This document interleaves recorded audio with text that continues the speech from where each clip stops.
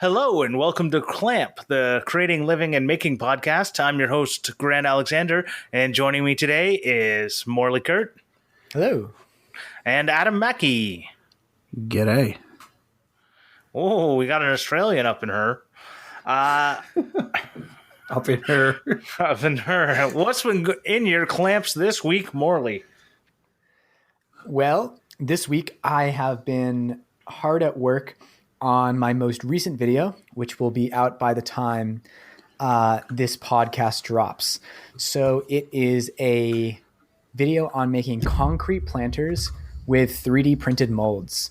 So our brainstorming episode really kicked me into gear into thinking about more ways to integrate 3D printing with concrete.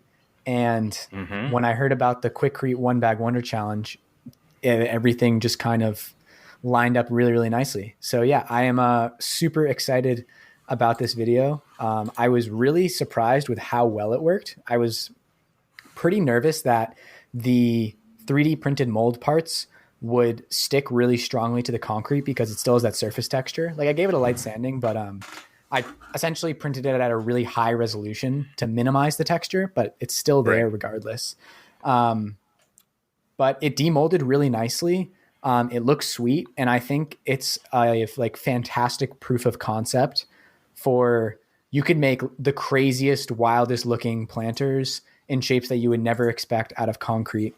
So I'm hoping a lot of people get inspiration from it to do projects like it, because I know doing 3D printed mold positives is very common, and then casting silicone around that to then use as a negative and then put rigid materials inside.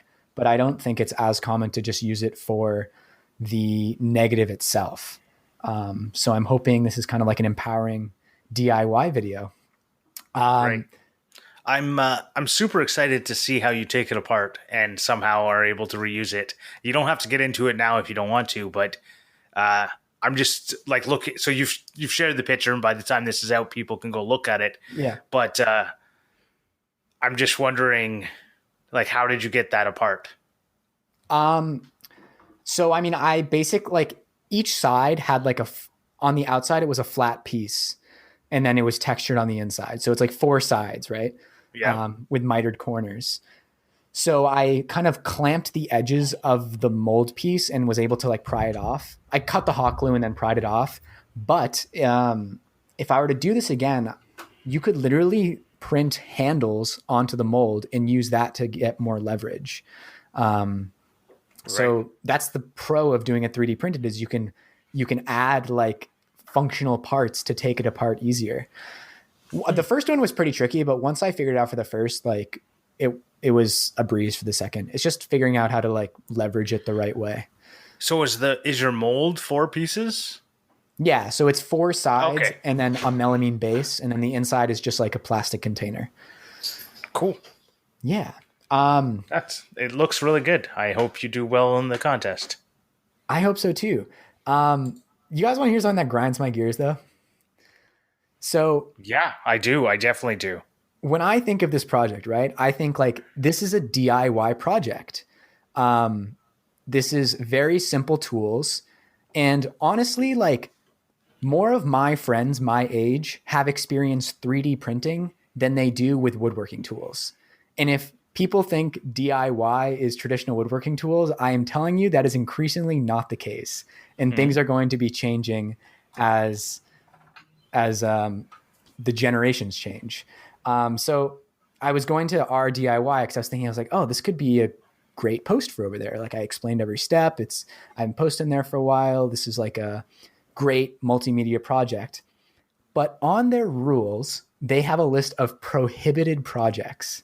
You want to hear what their prohibited projects are? Yeah, go for it. So it says prohibited projects include crafts, general maintenance items, CNC/laser cutting/ 3D printing projects in which the project is primarily complete with those methods, software projects, cooking, sewing, and cosmetics. Right. Our DIY isn't DIY. Just so everyone knows, it is like the opposite of DIY. There are just some people with a very strong opinion on what they want to see who have a popular subreddit. Yeah, it's created its own culture. So, I mean, reading this, it makes me angry that they have 3D printing as a banned topic. Because like I said, 3D printing is incredibly empowering, and you can get a 3D printer, and most people already have a laptop for less money than all the tools you would need to set up a woodworking shop, which our DIY would call real DIY. And they'd say like, oh, no one has a 3D printer. I mean, we've all seen the comments, whatever. So I'm planning to just like message the mods because I would rather not get banned. It is a subreddit that I like being a part of, and say like, hey, I know like 3D printing is a large part of this, but there's also a lot of other things going on. And I think this is kind of like what you would see as a DIY project, and see if they let me put it on. They're so like hypocritical because they'll be like, oh, that's too expensive. Here's an epoxy river table though, where the epoxy cost like $900. You're like, yeah, so where's the DIY? Like DIY means you did it yourself. It's not about how much money it goes into. The big thing comes down to whether or not people believe that 3D printing and CNC, like I could see them being against that because they go, no computer, like the computer did the stuff, right? So they're like, you have to physically do it. And that is some people's definition of DIY, and that's why they don't like it, is because I couldn't replicate that without a 3D printer. Well, I couldn't replicate building a table without a circular saw. So, but you could use a handsaw. Well, I mean, there's scale at a certain point, right? I mean, like, I get what you're saying. Tools, but I know you agree with me. Better tools always make things easier. But the fact of the matter is like, I just find it wild that like more of my friends my age have experienced 3D printing than with woodworking, and some people call that not DIY. It is. It definitely is, and it's way more empowering. Well, what I think is you can go to Home Depot and pick up, once you can go to Home Depot and pick up a 3D printer, I think that's when things will start to change. Because right now you can go to Home Depot on a sale, get a bag of tools, and you're set to do half the projects out there on YouTube. Yeah. Like in one box, you're good to go. The way I read that, the way I hear that rule though, is it's not they're prohibiting 3D printing. It's more that they just don't want something that's just been completely 3D printed and that's it. Right. So I think... So if you were to print a tool or something, I think that's fine. So yeah, I think it would fall in their purview. But yeah, just to be safe, I'm probably going to message them before I post it. Yeah, anyways. Well, that aside... I agree with you, and I actually think you could do this without a 3D printer now that I've thought about it more, because I could just sculpt a mold out of wood and use that as the... Like there's now that I've thought about it more, I could sculpt a model and make that the mold. Oh, yeah, never mind. You should have That is what I did virtually. So I basically like made a tool to cut the planter shape, and then had the planter and then used the planter to make the negative. I just did everything on the computer that you would literally do with a power carver, or knives or what have you. Yeah, so excited about that. Excited for people to see it. It was a very fun video. There's lots of penny features in it, which I know is always well loved. And I have like a bunch of other projects that I'm getting started on now to do commissions for the holidays. Yeah, but rather than talk about that now, I will talk about those in the coming weeks as I actually start working on them. But Adam, what is in your clamps this week? So I've been building a gardening trolley, which it actually is more just like a cabinet. So my cousin-in-law has like an old bathroom. They got their bathroom renovated. She's been using this like old little white cabinet, like cheap fiber board or whatever you want to call it, chipboard.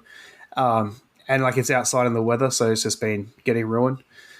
So my auntie-in-law asked me to make a new one, to like something that would last longer. So I used the plywood I had left over from the van built just a simple box, and then I'm coating the entire thing in like thin pallets. So it's like the headboard that I did, And then I had a bit of hardwood left over from the van build as well, so I'd use that for the top. And then I've just got to put doors on the front of it, put some wheels on the bottom, and I'm going to put a sliding like flat board to come out in the top cavity, so there's like you can pull it out and work on it and that sort of stuff. Nice. Yeah, and it's funny. I built the like the box, and I was like, to a lot of people that are getting into this and that, like just building that simple, just plywood box to them would be a big accomplishment. And to me, I was just like, I'm just doing it so I can then cover it in. Like to me, it's nothing. It's just my like where I'm starting in a way. In Australia, I notice a lot of fences and decks are built out of hardwood. Is that still the case to this day? No. Older houses, yes, if they haven't been replaced, but pretty much everywhere's just colorbond. What is colorbond? It's colorbond. Plastic? It's like tin, like a tin roof, but it's like painted. Oh. You don't have colorbond? No, I just haven't. I mean, I'm not a homeowner. I don't know what that would be. I've never heard of that. So wooden fences are pretty rare these days. You do find people that do. They like a wooden fence, so they'll build a wooden fence, and then it's made out of hardwood. But the problem is that here in Australia is if you own a house and you want to replace the fence between your house and the next door neighbors, it has to be like a joint decision. Everyone has to pay half. And all sort of, so like you can't just be like, I want a wooden fence, I'm getting a wooden fence. Like they have to agree for a wooden fence, and a lot of people don't like it because of termites and all that sort of stuff. It's just colorbond lasts forever. That's interesting. I don't know if it might be tin. I'm not sure. I know it's metal. Yeah, I've seen. So it's like the corrugated metal. I've seen like Dirk has like made a bar. Dirk from Sumo's project made a bar with the colorbond. I did the same thing. Yeah. Okay. There's a difference between. Go ahead. There's a difference between like corrugated iron and colorbond. So colorbond is like it's a different shape, but I don't know what metal it's made out of, but it's also painted. Whereas corrugated iron is just like that, like sort of wave stuff. Yeah, that you would normally have on a roof. Yeah, it's like that stuff, but whatever. It's made on a fence. So the question why I asked is we use all softwood for our outdoor, like anything that goes outdoor. Basically, if it's not teak, which is like crazy expensive, it's like $50 a board foot. If it's not teak, then it's cedar, which is a softwood. I just thought it interesting because you're making this outdoor thing, and you're like, I'm going to coat it in pallets, and it's like in Australia, I guess that's what you do. Is you put your outdoor thing is like coated in hardwood and it's going to last. Pretty much, yeah. The pallets we get are mainly like pine, I think Merbau and poplar. Pretty rare to get a poplar one. I actually was going through some of the boards, and I think I did get some poplar. I'm not actually positive like what it looks like, to be honest. But it's not pine, and it's not like it seems like a cheap wood. So I don't know. Yeah. And the only other thing I've done this week is I bought a green screen. I'm so excited. Yeah. Are you gonna start flying through your videos like Superman across the top? Not really, but kind of. So I have an idea. I don't really want to get into. I don't want to give away my idea, but if you like bourbon, what's his name? Bourbon Moth. Yep. Woodwork. So yeah, if you like his thumbnails, then that'll give you an idea. But I'm going to take it into video form. So cool. Yeah. Well, that's cool. Yeah. So you painted your house orange, Grant. Yeah, I did some more orange painting, but this time I actually turned out I liked it. So I painted my front door, and the same color as the shutters, but it looked just so much better, and it really balanced out the top and the bottom. I think it like made my house look a lot better. I love it. I think it looks great. Thanks. I agree. And we just got lucky with some like really warm days here, even though we're in November. So yeah, it's been beautiful. Because I had to for it to dry, I had to have the door open for, I don't know, 12 hours. And it was fine. Didn't want to do it overnight because it's my front door, but you know. So the second coat actually went on the next day, and I had to reassemble the entire door and then take it apart in the morning and do a second coat. But whatever. Sometimes that's what you got to do. And then while the paint was the camp in the front door. Yeah, we have a dual door system, so it wasn't too bad, but the second door isn't like a real door. Like it's a sliding door, and it just like there's no lock or anything on it. It's more for like air. Right. Yeah, we only use it like to keep the dog from like a flat screen. Yeah, but it's not. The second door is a door. Anyways, okay. We have like two, like more like an air lock system, where you have like you go in and you shut one door and then you can open up the other door. Yeah.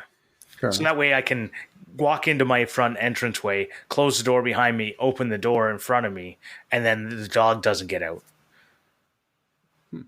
It's only like 4 or 5 feet. Yeah. I also, while I was waiting for the paint to dry, I prototyped out some closet cubbies because one of my pet peeves is like just trying to get all the hats and mitts and stuff for the entire family. And there's like, especially in fall is the worst time because you have everything from summer left over and you're trying to get into the winter stuff, which is like way heavier.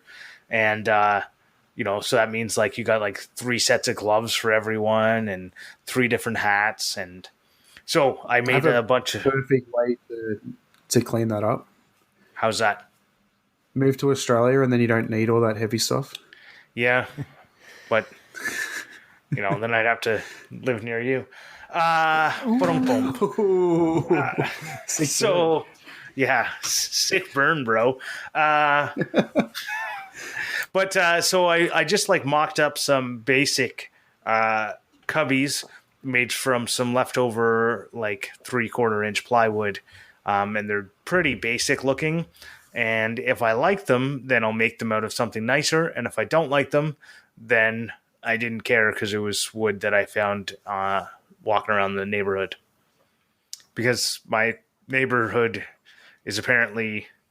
I'm the person who goes around the neighborhood and picks up all the trash. Like people throw stuff out and I'm like, that's good stuff. What are you doing? And everyone else apparently has money. Pretty sure that's me. Yeah. But so that was a little bit of fun. I don't know. Like it's not something that I really think is like video worthy because it's literally like building a tiny shelf and then you stick it in your closet. Like, I don't know. Is there any like nugget in there, or it's just no? Prototyping it, I don't think there's any nuggets. There's all right. Like I couldn't go. One less long edit you have to do. So there you go. Yeah, but that means one less video that I get to make. So yeah, I don't mind putting out a 2-minute video if I thought anyone would get something from it. But it's like put together with like pocket holes. And it's like a bunch of like cubby holes and shelves. It's nothing. I don't know. I couldn't see it being useful for anyone. If you are contemplating making that and you can't make that step, video probably won't help you.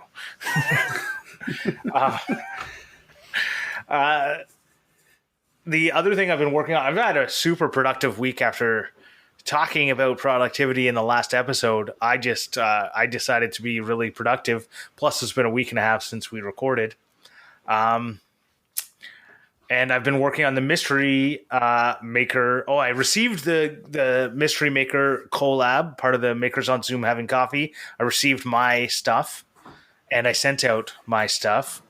So that's very like fun and interesting. Do you know who sent it to you? Yes. So you know who sent it to you, but you don't know... Well, not necessarily. So the person I sent mine to will know because I put my stickers in, but other than that, they wouldn't have known. I guess that's true. Yeah. I got stickers too, so... Yeah.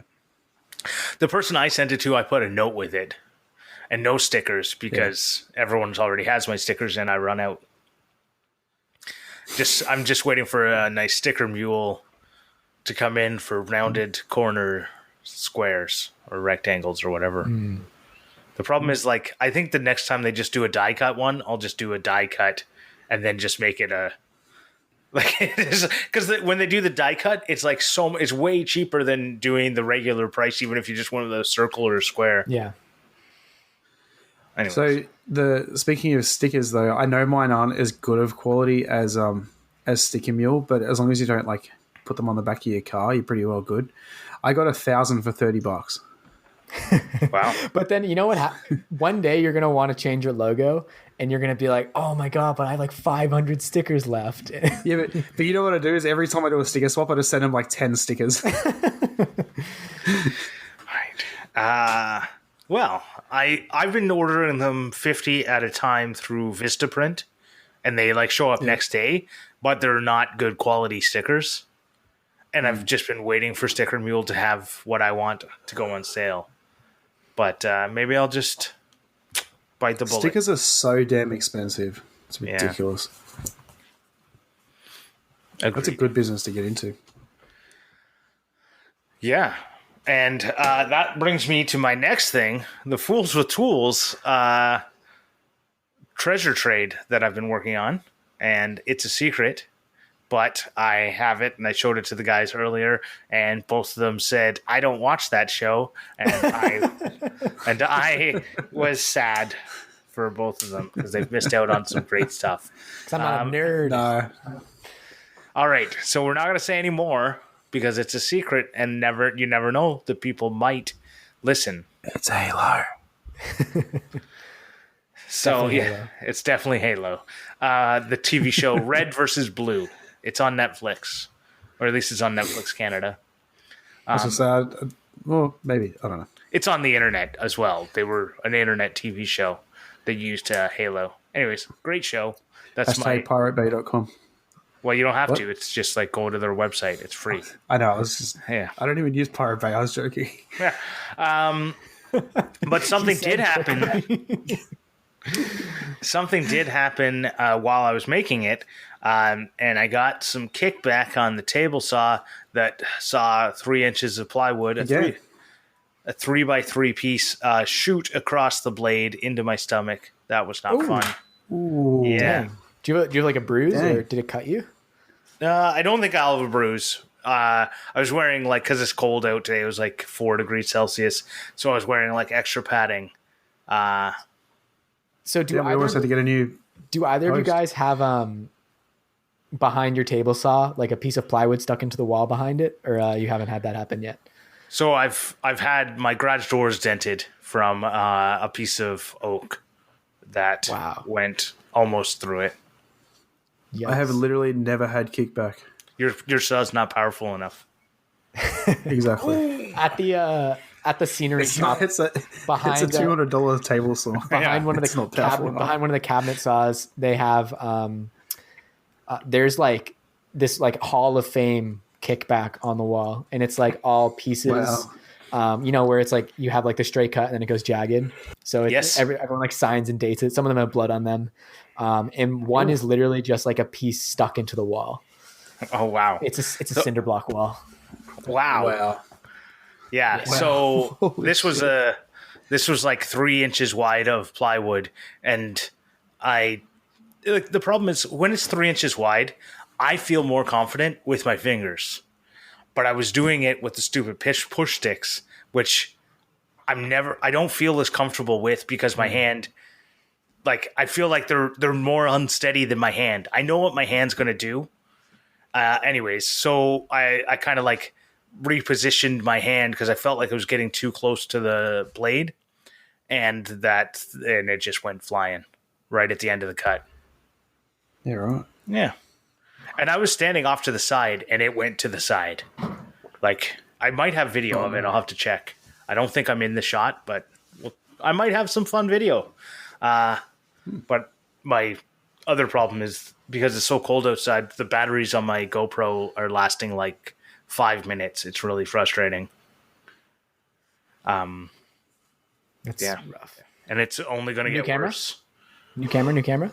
No, it's the problem is the cold and batteries. Like cold plus batteries doesn't like because I bought brand new batteries for it because I thought that was the problem, and it's just the cold.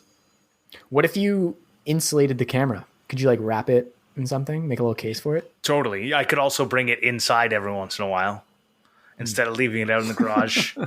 That would probably help. It's weird because people always say like leave batteries in the freezer to make them last. In the fridge? Yeah.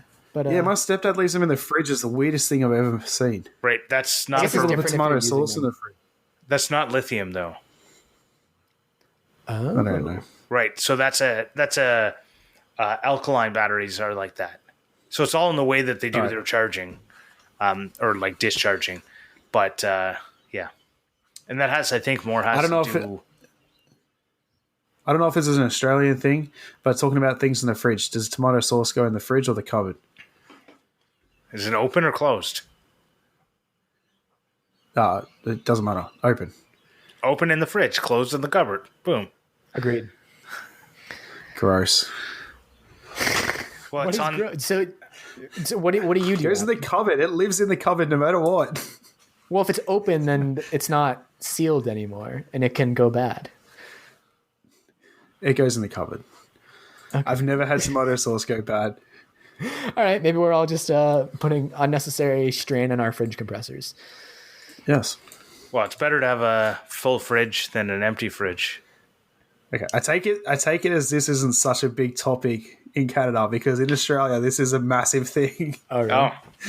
Yes. No, everyone has their own opinion of whether it goes in the cupboard or the fridge, and everyone likes to voice their opinion. Not a lot going down. Not a lot going on down there, is there? So our conversation is: does butter go in the fridge or not?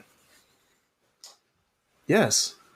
I mean, butter will go. It will definitely go bad if it's not salted and you leave it out of the fridge. So, like, if I was having butter in a butter dish to keep it soft, it would be salted. But you have to make sure it's like a nice sealed butter dish, or else it will go bad. It just takes some time. Yeah. So I grew up. Butter always lived in the butter dish on the counter. One part of the butter, like it comes like in a big thing, and you cut it into 4. Like. You take 1/4 of the stick of butter, put it in a butter dish. And it's like not sealed. It's just a glass on glass thing. And that's how I've lived my life. And I've never had a problem. And then I saw people pulling their butter out of the fridge, and then it's impossible to spread on toast. Yeah. Okay, well, I don't use butter. We use butter for cooking. I use margarine, or we use nut butter at the moment because health kick. But I can't stand like melted butter. Just can't. Like I would not. If you go to Macca's, I don't know. You probably get them different over there. But if you were to buy, say, hotcakes from Macca's, it comes with like a little butter and maple syrup. Mm-hmm. If the butter is melted in any way, I will throw it out and not touch it. I just can't stand melted butter. Okay, well. There's a whole bunch to that I don't understand, and so me neither. We're gonna keep where this. Melted butter is a condiment, so I do not relate at all. Great. Where are we going? Yeah, we're just going somewhere else. So this is gonna be a scuffed episode. The last thing that I worked on this week is that I started making a new top and shelves for my basement shop, my furnished shop. If you watch some of my winters my videos that I put out in the winter, you'll see me doing glue ups in there, and you see me doing like, I don't know, just random stuff. But I want to make it way nicer down there because right now it's like this painted like melamine garbage thing, and like some of the paints come off and there's pink underneath the white paint and it just looks ugly. So I bought some maple veneered plywood, and I made some thin strips of maple and did up the edge banding and put a new top on it. And I'm making that into a video because I don't know, just I guess there's a little nugget of making thin strips of plywood or thin strips of maple. And then I'm going to make some shelves as well. So it's like 6 feet long. Nice. Very exciting. Hashtag don't need 2 shops. Oh, well, I'm sorry. I actually never put I I actually never put two and two together that you actually work in the two different spaces depending on the weather. Yeah. I thought it was like a little overflow room off your current shop or something. I never thought about it. Well, like I have used it a couple times in the summer as an overflow room, but it's not often because it's not as nice to go down there. But if it's like I want to do something and make sure there's no dust on it for some reason, and I know I'm going to be like making a lot of dust, then I'll go down there. But yeah, that would be nice to not have to worry about having a second shop. But anyway, I look at it, I want it to look nicer down there. So, hey, speaking of a second shop, I have something kind of exciting that's going to happen. ooh, tell us all about it. So Eden's brother and his wife is pregnant. She is due in February. And they are moving out of their current apartment. They're actually looking for a house. And their apartment is a sweet deal. It's in a really awesome part of Toronto. It's like 2 bedrooms. They got a little outdoor space. They have a backyard. They have a garage space. It's a 2-car garage. They have a space in the garage. So we kind of joked a while ago that like, yeah, whenever you guys move out, like we want to take your apartment. So now it is looking like that's actually going to happen. That is awesome news. Yeah, we met with a landlord today. She's super nice. She seems to really like us. So it looks like we're full steam ahead to move in there February 1st. So there's 2 bedrooms. That's awesome. So 1 bedroom is going to be like storage space / dedicated workspace, which is going to be really nice. Won't have a big multi-purpose room anymore. And then I'll have that space in the garage if ever I need to like do some cut some wood up or anything. I can just set up some sawhorses in there. Nice. But yeah, we're super excited about that. It's going to be like such a level up from where we are right now. Yeah. That sounds like it'll be a lot of fun.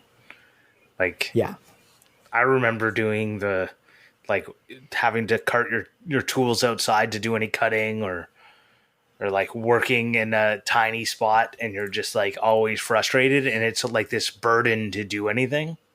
It's just going to open up a lot of possibilities, I think. To someone I think who already opens all the possibilities. Well, it's like you grow to fill the space you're in, right? So like the second you have any more storage or any more room, you're like, how did I ever survive without this? Yeah. So true. Yeah, so it's going to be it's definitely going to be nice. We were kind of planning today how we're going to set everything up, and there's a big bay window in the living room, which is like lovely. We can actually both cook in the kitchen at the same time as well, which will be really nice. It won't be crowded anymore. You have to have a new thing. Yeah, we'll have to build the walls in the kitchen to make it crowded. I like it. Yeah. Well, before we chat anymore, I think it's time to do a giveaway. Ooh. So, does that mean you've made the clamp? We're going to draw names for a giveaway. So, the other thing I'm going to be working on this weekend is I'm going to be doing the clamp. That's my project for the weekend. But nice. We'll see how it goes. But for those who are new listeners, we've been doing a little contest or giveaway for people who wrote reviews, and we have got all the names together in a single little spin the wheel thing, and we'll be publishing this spin the wheel thingy on our Instagram so that you can show that we are not lying about it. Currently screen recording. Yep. And so let's spin the wheel and see which one of the many amazing people are going to get a clamp. All right. You ready? Ready, Freddie. 3, 2, 1. You guys can't see it. I was really hoping for like a sound effect. Yeah. You got to edit that in, Adam. Edit a sound effect in. It didn't work. No. Yeah, let me if I unmute my laptop, let's see if it makes sound. All right, ready? Yep. Yeah. 3, 2, 1.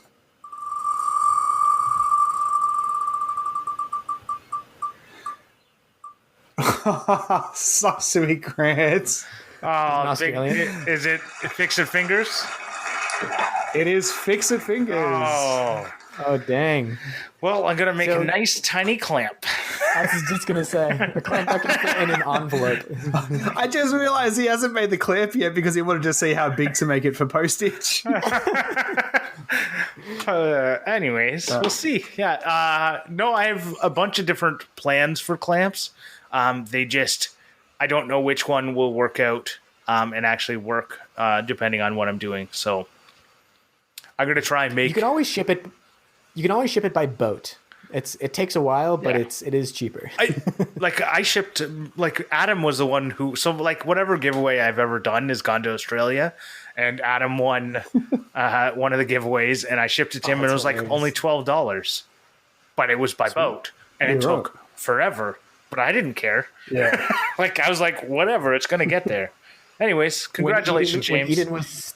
When Eden was studying abroad in Singapore, I was sending her a care package, and I accidentally selected the by boat option, thinking that 8 to 12 weeks was actually 8 to 12 days.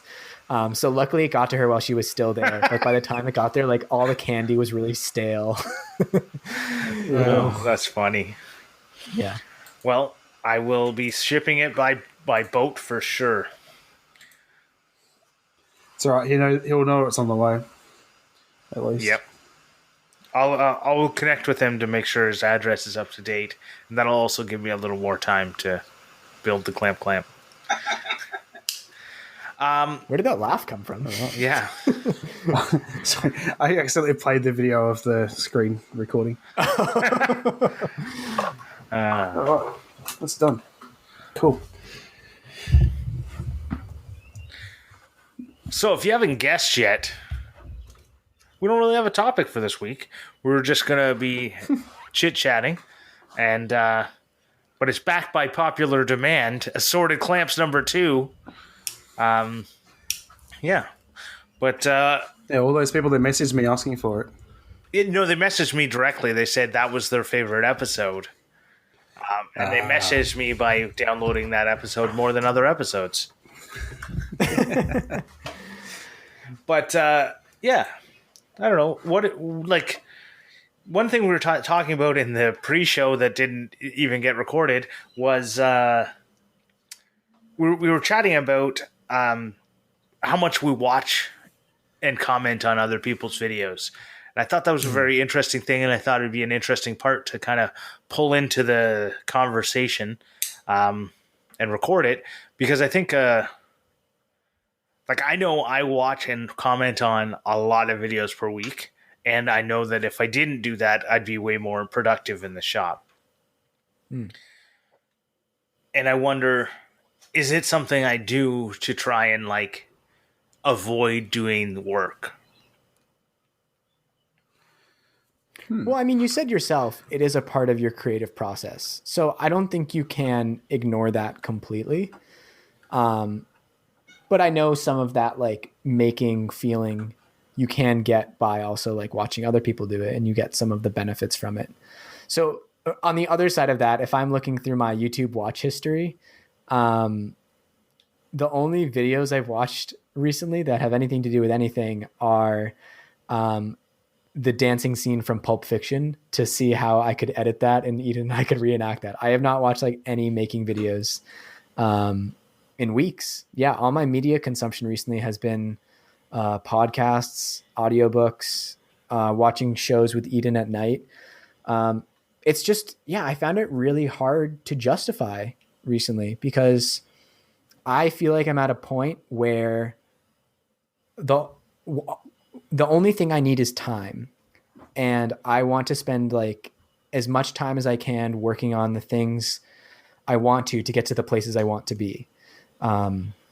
So I've just, and it's not always healthy, because sometimes I'm okay, I need to take a rest. I need to focus on something else for a while. But the pattern I'm in right now is work on something for a while, and then relax by cooking and doing the dishes, or going for a walk.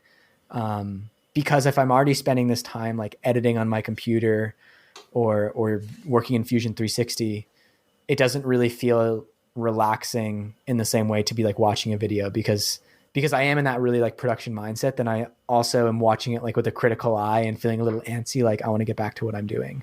But see, even when I watch non-maker stuff, I watch it with a new critical eye because I make videos. Like I have a little post-it note. I was watching Samantha Bee of all things, and I made this little post-it note that showed like an edit they did. And I went, I'm going to steal that edit. And I'm showing the post-it note up, but no one else is going to be able to see it. But like I literally was watching a video for like Full Frontal with Samantha Bee, and I went, that's a cool edit. Like whatever they were doing isn't what I'm going to be doing. But yeah. And actually, this is a good opportunity. Full Frontal? Yeah. Full Frontal. Do you want to let me explain that? Nope. It's Is this the Safe for Work? Yep, Safe for Work. It's on TBS. Okay. It's just the name of the show. Okay. It's the name of the show to be provocative. It's a political show. I don't know who Samantha Bee is. So. Yeah.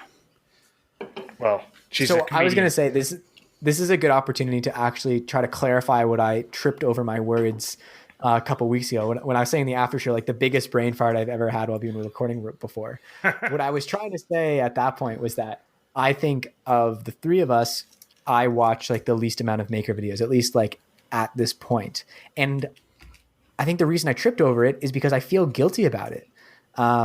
Because you guys and like the people in Makers on Zoom having coffee are like so supportive and like watch everyone's stuff. And I just don't as much. Like it's not what I am spending a lot of time doing right now. And I have a lot in the past, but I'm really not at present. So it's like, I feel a little guilty about it. And I think there's a point that you have to figure, am I a consumer or a creator? Like at one point you become a content creator, right? Mm-hmm. Before that point, you might have been creating content, but if your goal is to be a content creator, at some point you have to just start going, that's what I'm doing. I'm creating content. I'm not consuming it as much anymore. I have to create it. Yeah. Right. When it becomes your job, or when you want it to be your job, which is something that I think you want your job to be full-time maker creative, however that works out, whether it's YouTube fame or otherwise, if I understand you correctly. You want to create things. And other people, like it's my hobby. So when I think of it as a hobby, I have a different thought process on it. Is I'm okay. Like that's part of my part of my hobby is watching those videos. Yeah. And the only reason I mention that is potentially, are you ever worried that you will get burnt out on what you're doing because you're not taking any of the, like that part, like watching a video is a kind of downtime that's related to your hobby that allows you to do something like, or allows you to, not even your hobby, is something that, allows you a little bit of downtime. I think I can clarify what you're trying to say is that the watching on someone else's video allows me to engage in my hobby and something that I love in a very low pressure situation. So it can rekindle that spark if that spark is dwindling because I've been working so hard on my own stuff. Yeah, right? a little bit like that, but it's also like you don't even need to rekindle. It's to ensure that you don't burn it out in the first place. Yeah. And I think I do need to do that a little. Like it's kind of like I was saying in the productivity episode, like I am very conscious of my state of mind and how I'm feeling. And I can feel a lot of times when I am approaching burnout and I need to switch it up a little bit. However, I think it would be good if I took a bit of time to kind of watch stuff. And like I've mentioned before, it's always a good experience. It's just like you fall, it's so easy to fall into habits. Yeah. Right. Like it's like if you miss 4 Jimmy DiResta videos, then it's like you're not as invested into watching the next one. It's interesting because I can totally miss 4 videos of someone and they put something out that I actually am interested in. Yeah. And I'll watch it. Like I watched the latest Jimmy DiResta video. It's a leather tooled bag. And I really thought you would want to watch it so you could make fun of him for not knowing the names of the tools. Like he didn't know the name I of... love Jimmy DiResta's leatherworking videos. His leatherworking videos inspired me to start leatherworking. Right. So he doesn't know the name of a swivel knife. Oh, okay. I don't know the names of tons of stuff. Oh, totally. It's just that like to me brings it down to a level to go not like he is one of the makers that I know has one of the deepest knowledge bases, and there's still things that I know that he doesn't know. So it kind of like humanizes him and goes, everyone started somewhere. It's so funny when you notice that. Like I was listening to the Tim Ferriss show a couple weeks ago, and someone mentioned a term, and Tim was like, I think this is called this. And I was like, my mind was blown. I was like, Tim Ferriss doesn't know this term that I know, like someone who I think of as like very smart. It's stupid because like knowledge is so specific, but it is funny when that happens. You're like, oh my God, they're a person. So the other thing that's great about that video is that he mentioned our podcast. He even talked about the logo. No, not really. He talked about squeeze clamps and how much he hates them. That's hilarious. Yeah. I go through weird phases with YouTube. Like I get obsessed with something and then my subscription feed's just full of that. And then somehow I get hooked on something else and then my subscription feed changes over. But I'm going to be completely honest. Like I don't watch much maker stuff. I watch like the big makers like Jimmy and Bob and John Malecki.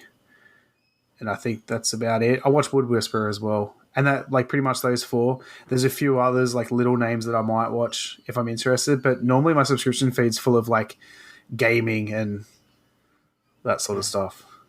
So what you just said, I think, is another reason why this is a difficult thing for me to talk about. Because the things I watch maker-wise and listen to also, like podcasts, are skewed towards the more already successful and established people.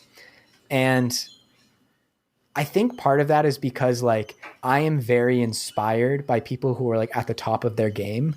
It's why I love How I Built This, because I listen to like the founder of HelloFresh, or I don't know, like James Dyson, some inventor, some founder talking about starting this massive thing from the ground up. And it like inspires me so much that I kind of just like chase that high in terms of like the media I consume. Like I love listening to and watching people at the top of their game. So that I do watch a lot of the bigger people than the smaller creators. And I feel a little bad about that because I want to be supporting the small people as well.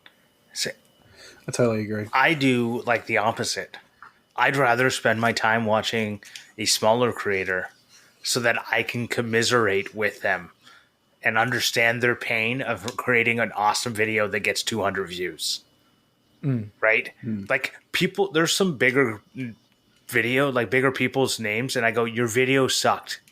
It was just garbage. Like I watched it and I went, I'm not giving it a thumbs down. It was fine. It was a fine video, but it wasn't your best video, right? Like most people want to put out every single video as their best video. And sometimes you don't, right? Sometimes you make a crappy video and you still put it out and you go, well, I had to put out something because the sponsor wanted X or Y or whatever. You know what I mean? Or you just want to continue being prolific and you want to be like, just getting the reps in, right? Right, totally. And that's fine. But I watch it and I go, that person got thousands and hundreds of thousands of views on their garbage while these people are making way better videos getting hundreds of views. Right? Yeah. And I just kind of look at it and go like, that's why I like to watch those little ones, because I go, there are a lot of diamonds in the rough, but there's a lot of rough that I have to watch. So, yeah, but I do appreciate that. Yeah. Let me ask you a question, Grant. Like, are you in any way an early adopter? Do you like being like the first one to try out the new X technology? Never. No. I completely 100% resist change. Instagram changed today and I went, I forgot to turn off auto updates on Instagram. And now it's changed. What changed? They changed it. I haven't slightly changed. I haven't been on there. Yeah, they changed I noticed that the interfaces are different between the Into the Spotlight account and my personal account, which really annoys me. Oh, that is annoying. That's what you're talking about, but like the like button changed around. Now like the create button is for reels or something. I'm like, yeah. Speaking of which, why the hell YouTube did you put the add a video button to the bottom? Yes, I'm so freaking annoyed with it. I keep clicking on it, thinking I'm clicking on subscriptions, and it's so frustrating. Just do everything within YouTube Studio. That's even if you upload once a day, like even if you were a daily uploader, you don't need the button to be in the center. Yeah, I agree. There's no need for it. It was fine where it was. Well, I wonder if they're trying to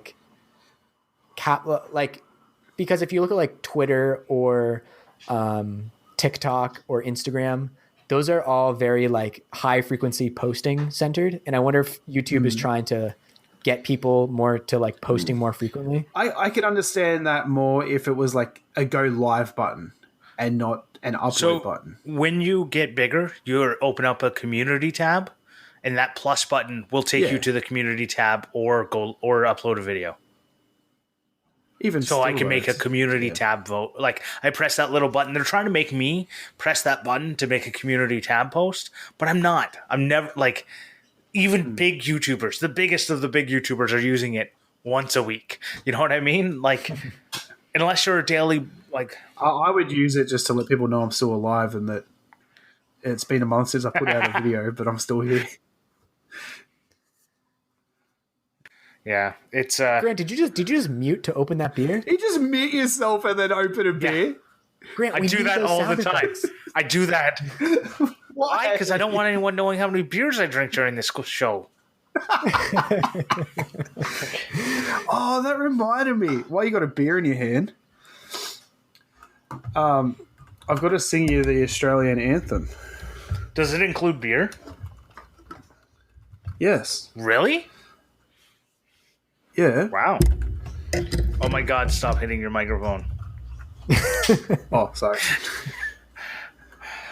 That is like we're wearing these giant headphones just trying to like hear each other and they're like boom on the mic. I'm sure other people also don't like it, but I don't like it and I can say something to you. The rest of the people, they're at home going, why Adam? Actually, they don't know who. Speaks for the people. They don't know who, so now I'm putting it all on you, Adam. It is you. Anytime someone's hit the microphone, if someone's typing on their keyboard, it's probably you. I don't know why Adam's on blast today. Like, that's just who I've decided to just... All right, so I'm going to sing Grant the Australian National Anthem, and you have to hold a beer in your hand to do it. Ready? Here's to Grant, Here's to Grant, he's true blue, he's a piss pot through and through. He's a bastard, so they say, and he's not going to heaven. He went the other way, he's going down, down. You missed a skull. You say skull? Skull. You got to skull your beer. What does that mean? Skull mean chug? You got to down your beer. Oh. You down your beer. I've never heard this before. What? Oh, really? No. We really got to do this cultural difference. Yeah, you don't have drinking songs? Oh, my God. You don't have drinking songs? No, we do. It's just skull is clearly an Australian slang. Yeah. Yeah, right. Well, we had a lot very much like that. We like to drink with Grant. We like to drink with Grant. I like to drink with Grant. You don't know that song? We don't even have a word used in it for drink. What? Oh, that's funny. All right. I think we're starting to come apart at the seams. I think we should switch gears. All right, quickly though. I think this is a... Okay, so we've drink quickly, blah, blah, blah. All right. We like to drink with Grant because Grant is our mate. We like to drink with Grant. He gets it down in 8, 7, 6, 5, 4, 3, 2, 1. Anyway, great content for an audio podcast. Yes. So I think we're going to move on to our... I actually meant to do that for the pre-show, but... Well, you could have saved it for the after show. Too late. Next we can edit that out. I think we're going to move over to the Clampmendations for the week because sometimes having no topic... I said it was going to be a scuffed episode. Yeah, sometimes having no topic is great. And other times... This episode happened. So... I feel like we kind of just gave ourselves a topic by talking about YouTube. Clampmendations. Morley, what are you telling everyone else to put in their clamps this week? So I mentioned a few weeks ago that the impetus for the Halo Health Pack First Aid Kit was I wanted to make a puzzle box. So I was prototyping a puzzle box. And then while I was working on that, this idea came into my mind. And it made me remember this account I follow, who, the way, I don't know, you guys know the way Instagram algorithms work. You follow someone and you never see their stuff. But I was looking through my saved posts and I saw this account. So Coggin Sound, I have no idea if I'm pronouncing that correctly, but it is first word Kagen, last word sound, Sound. He or she, I think it's a he, is a puzzle box artist, and posts all these videos of incredibly intricate, meticulous, precise work of these finished puzzle boxes. It is absolutely incredible. Most of them are made out of wood. He has some that look like they're straight out of the Da Vinci Code. Like he did this cabinet collaboration that has like multiple secret compartments and all these mechanisms. So something like this, I still really would like to do one day. I have no idea how far away it is, but I know I'm going to be scrolling through this account a lot for inspiration. Because the level of just like 3-dimensional thinking, mechanics is really quite something. I would definitely recommend checking out this page. That's really cool. I was just looking on his website, and he's like mathematics like degree, and like that's what he studied. Like this is like, you need to be smart to come up with these puzzle boxes, and they look beautiful too. Totally makes sense. I mean, so quick aside, I went to the New Bedford Whaling Museum in New Bedford, Massachusetts, which is an amazing museum. And they had this whole knot exhibition. I was actually telling Grant about this when we were on our camping trip, and talking all about the history of knot tying and some of the big knot tiers like Ashley, as a lot of the knot fanatics know. And there's tons of mathematicians who go on to like invent knots. Whole branches of mathematics have been invented in terms of new types of knots, because you can represent things in a way that you can't in other ways of mathematics. It's this like multi-dimensional craziness. And I would think that puzzle boxes are a similar thing. You have things acting in multiple axes, all these different dependencies. I can't imagine the process it takes to invent something like that. Yeah. But I would like to figure it out one day. Yeah. Like a puzzle box sounds like a lot of fun. I used to love doing little puzzle, like at the hobby shop we worked at, we had these like little puzzle things that you would see at like the cash register that every once in a while people would like try and solve, and then you'd have to show them, and then they'd buy it because they felt bad because they couldn't figure it out on their own. You know what's funny? I don't really like doing the like 3-dimensional puzzle things. But the idea of making a puzzle box is really fun. You don't like doing them? Huh. No, like, those ones that are like a few pieces of metal that you have to unhook from one another. Yeah. I've never found them very fun. Interesting. Because I really enjoy it. It's like a weird, but I don't know. Oh my God. I'm watching this video on Coggin Sounds. This is incredible. It's just like a loop of him cutting this checkerboard glue up into like incredibly thin strips with this massive slicer. It is mesmerizing. Yeah, anyway, just follow this account. It's amazing. Giant hand plane, basically. Yeah. Yeah. That's cool. How about you, Adam? Who do you think deserves to be in everyone else's clamps? I was going to quickly say, before I go on to my Clampmendation, I just noticed that Grant put up a story today, and it has in it about his Fools with Tools thing. Well, but people listening to this, the story will be gone. So suck it in. Yes. Anyway, my Clampmendation this week is you're gonna laugh at me, but whatever. So don't tell my mates, but I've been obsessed with Fortnite, and I don't know why. I downloaded it. I can't stop playing it. I'm very addicted. Anyway, so apparently, I don't know if it's like every 6 months or year or whatever, they do an event. And they did an event about 6 months ago with Travis Scott. And it's like a 9-minute concert, like in-game. And like Travis Scott comes in like really huge, and That's like it's straight out sick. of Ready Player One. Yeah, it's so cool. So that's my recommendation Clampmendation is to go watch the Travis Scott Fortnite. I'll definitely watch event. that. I like Travis Scott. Yeah. Have you guys played Who's Among Trevor Us? Scott? Yes, I was gonna say, do we want to get a Makers with Zoom Among Us thing going? Oh, that'd be so fun. it's Wait, so Grant, sick. Travis Scott is like a hip hop artist / singer. Yeah. He's He's a like- cool kind of unique style. Oh, okay. He's like the new age Lil Wayne. Yeah. Lil I heard Wayne. Trevor Scott, and I looked up Trevor Scott, and I found an American football defensive end, and I went, "That seems like it wouldn't be quite the draw that you're talking about." Wait. Okay, so Grant, you have not played Among Us? No, and I probably never will. What? It's all right. You could. It's free to download. It's super fun. So basically, it's on your phone. a party game. You have 10 people all together, and you're all in a spaceship together. And one person is an imposter who's trying to sabotage and kill everyone else. So it's basically like, you know, the game Mafia. No.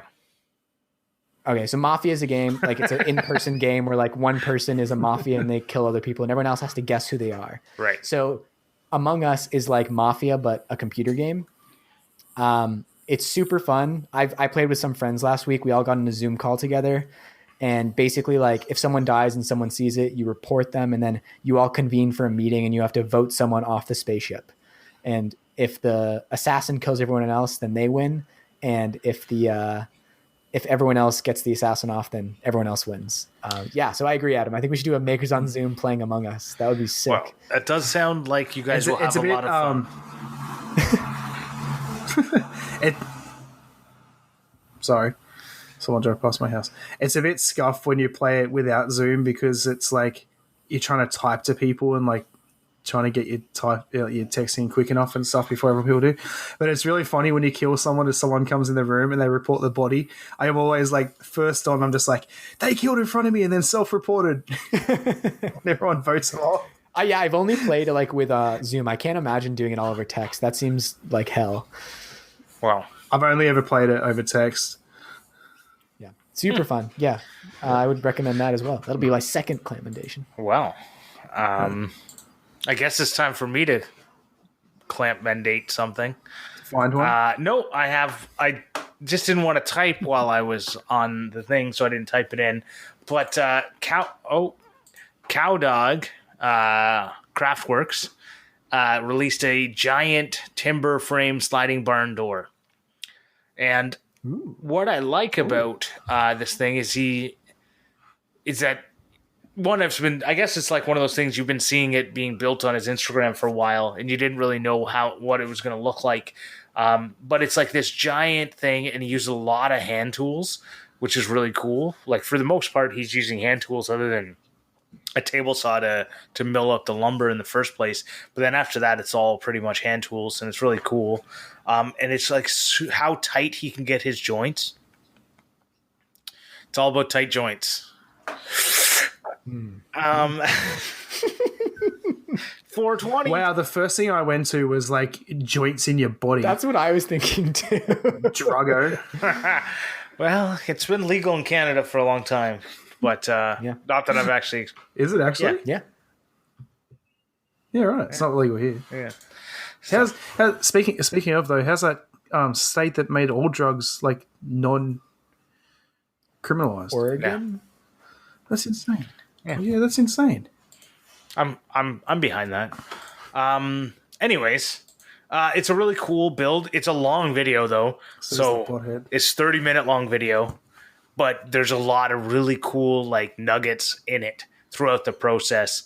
And it's I don't know. I watched it. I thought it was really good, and I think you should all watch it. And don't play Among Us because I'm really tired of seeing Among Us YouTube videos recommended to me. They are everywhere, and it's really frustrating. It's Just play the game. It's fun. It's like Minecraft. Yeah, how about watch one of those videos and then you'll understand. I understand the game. I don't care. You got to, but a game goes for like 5 minutes, so it's such a good game to be able to get into. I don't know.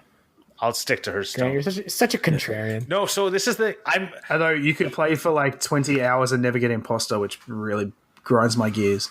I'm not an early adopter. So 5 years from now, I'll be asking you guys to play Imposter, and you'll be like, "No, that game is done now." It's like made with Fortnite. Exactly. Anyways, I'll be like, "How did you guys not tell me to do this?" But no, it was good. So Give it 6 months and Greg goes, so my Clampmendations Among Us. yeah, probably not though. But yeah, so I'm going to talk now about Patreon. I'm going to thank our F Clamps level Leroy from Big Rock Timberworks. He's our F Clamp level. As everyone knows, the F Clamps are the best type of clamps. So you should get on there. There's a couple other levels, and all the different levels get access to our after show, and sometimes we do a pre-show and upload it, but we always do an after show. And yeah, the other thing I'd like to say is if you're not interested in Patreon and you don't want to hear more from us, I understand that. There's only so much of me I can take as well. Then what we'd really love is if you could share the show and write us a review. As you know, we did a giveaway for the reviews, and we always have Morley writing the reviews in a funny accent. But this week we don't have any reviews. So if you want to go give us a review, we don't care if you give us 5 stars or not. 5 stars is nice. Give us 1 star. I don't care. I think it's funnier if you just give a funny accent for Morley to do. That just reminded me Leave of a review just to be funny if you want to, too. Yeah. That just reminded me of a secret thing I want to tell you guys about in the after show. Ooh, secret things. All right, so I'm going to thank TF Turning for the use of our theme song, and I'm going to ask, is there any other business? No, sir. Oh, actually, one thing. I think when I said earlier, the piece of wood stuck into the wall, I'm not sure if that was cinder block. I feel like that's a little unlikely. I think it was actually drywall. So. Okay. That sounds way more likely. But cinder block's possible, because if you got one of the cavities of a cinder block wall, it's possible. It would just be lucky. Or even in the mortar. Yeah, or in the mortar, yeah. Just depends on how big. Also, sorry for those listening for the most scuffed episode ever, but I think it's fun. It's fun to just talk once in a while. Yeah. That's the point. Well, now I'm going to say goodbye to everyone. But you can find Morley at Morley Kurt everywhere, including Twitter. You can find Adam at Maker Mackie everywhere, but he probably won't update Twitter or Instagram or Facebook or anything like that. And he probably won't put out a YouTube video either. And you can find me at The Grant Alexander everywhere, and I won't do Twitter. I'll be there, but I won't do it. So thank you all for listening. Bye. And I hope you have a great rest of your day. Bye. Bye. Hi.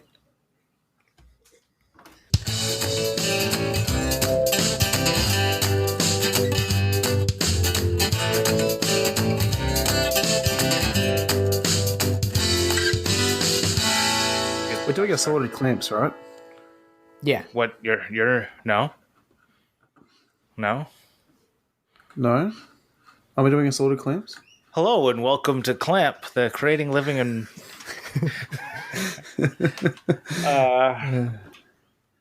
Yes, we are. yes. Yeah, okay. Yeah, so